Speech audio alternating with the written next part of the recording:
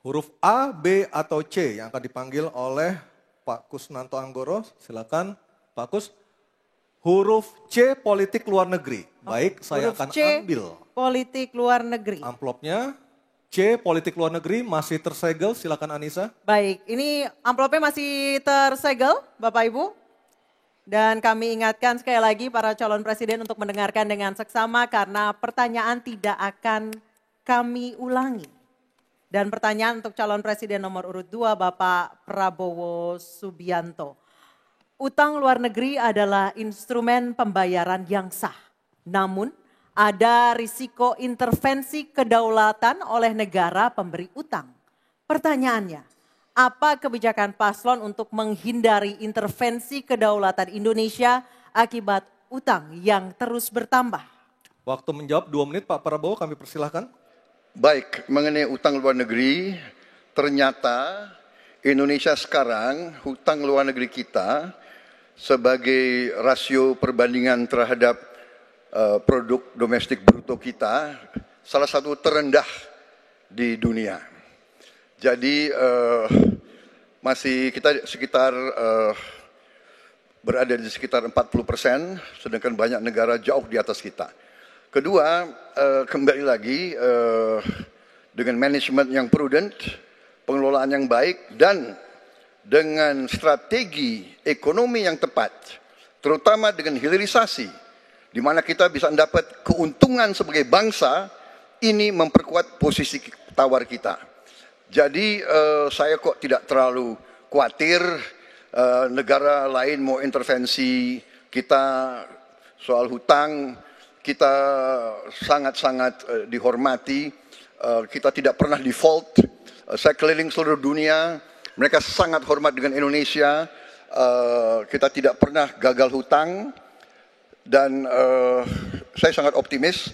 Tapi kembali, kita harus punya kekuatan pertahanan yang kuat, supaya tidak bisa diintervensi, tidak bisa digertak, tidak bisa diintimidasi. Hanya dengan kekuatan kita akan dihormati dan kita akan amankan kekayaan kita, amankan ekonomi kita, amankan pembangunan kita menuju Indonesia makmur, Indonesia kaya. Terima kasih. Masih ada sisa waktu Pak Prabowo? Ya, mohon tenang. Saya tegaskan kembali ya, bahwa pelajaran sejarah manusia yang lemah akan selalu ditindas. Kita lihat saja apa yang terjadi di Gaza. Kita tidak boleh lemah, kita tidak boleh. Baik, waktu habis. Dilindas oleh bangsa lain. Pak Prabowo, kami persilahkan kepada calon presiden nomor urut 1, Bapak Anies Baswedan untuk menanggapi jawaban dari capres nomor urut 2 dalam waktu. Oke, silakan Anissa. Baik, selanjutnya capres nomor urut 2, jawaban capres nomor urut 2 akan ditanggapi oleh calon presiden nomor urut 3, Bapak Ganjar Pranowo. Kami persilakan Bapak, Anda 1 menit. Kita membaca buku Convention of Economic Hitman dari John Perkin, bahwa hutang-hutang itu memang bisa mematikan. Maka hati-hati kalau mau hutang. Terutama pada infrastruktur yang punya risiko tinggi. Kita mesti hitung betul, kita mesti prudent betul. Karena ini pernah dilakukan dan membuat banyak negara kolaps karena hutang. Namun demikian, kalau mau pakai kekuatan dalam negeri, artinya wajib hukumnya kita mendorong ekonomi tumbuh 7%, kemudian govern berjalan bisa dengan baik, maka ICOR bisa turun 4%, dan kemudian kita mesti betul-betul anti korupsi. Kalau itu tidak dilakukan, maka tidak akan tumbuh ekonomi yang ada di tempat kita. Ease of doing business mesti dilakukan. Hanya saja memang kalau kita bicara pada industri pertahanan kita, mesti kita kuatkan industri dalam negeri. Jadi mohon maaf kaitan dengan hutang, no utang, no usang. Sehingga alutsista kita betul-betul kita lakukan transfer of teknologi dari dalam negeri. Waktunya habis. Waktu sudah habis. Mohon tenang, mohon tenang, mohon tenang. Sekali lagi mohon tenang. Kami persilakan kepada calon presiden nomor urut 1, Bapak Anies Baswedan menanggapi jawaban dari capres nomor urut 2 dalam waktu 1 menit, Pak Anies. Sebaiknya disebutkan berapa persentase yang ideal, Pak, untuk kita di Indonesia. Kalau hanya mengatakan bahwa kita termasuk yang terbaik, berapa angkanya? Menurut hemat kami, kita harus bisa mencapai maksimal angka 30% dari GDP. Sehingga kita aman di situ, di bawah 30%. Dan itu caranya apa? Dengan satu menata hutangnya, yang kedua memperbesar GDP-nya. Yang tidak kalah penting adalah melakukan pengembangan skema-skema yang lebih kreatif dalam mencari hutang luar negeri, termasuk pelibatan swasta. Lalu memastikan bahwa ada perluasan wajib pajak yang harapannya nanti akan memperkuat juga GDP kita. Di samping mengurangi kebocoran pajak. Dan hutang-hutang yang kita gunakan untuk aktivitas produktif. Jangan hutang itu digunakan untuk kegiatan yang non-produktif.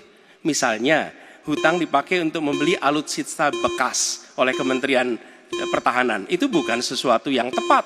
Justru kita harus sebaliknya yang kita kerjakan. Baik, terima kasih. Harap tenang dulu. Kita kembali ke calon presiden nomor urut 2, Bapak Prabowo Subianto, untuk merespon tanggapan dari kedua capres. Waktu Bapak 1 menit, silakan. Saya nggak mengerti. Jangan-jangan guru kita, buku kita sama, Pak Ganjar. Kok saya banyak sependapat. Terus aja. Saya akan bilang AA. Saya bukan orang macam-macam. Tapi Pak Anies, saya kira Pak Anies perlu belajar ekonomi lagi, ya kan? Jadi kalau bilang ideal 30%, dasarnya apa? Yang di bawah kita itu Arab Saudi, Rusia, pokoknya negara-negara yang punya sumber alam yang luar biasa. Tetapi 40% ya salah satu terendah sekarang. Jadi kalau kita mau bangun industri, tadi saya setuju sebagian dari yang Bapak sampaikan.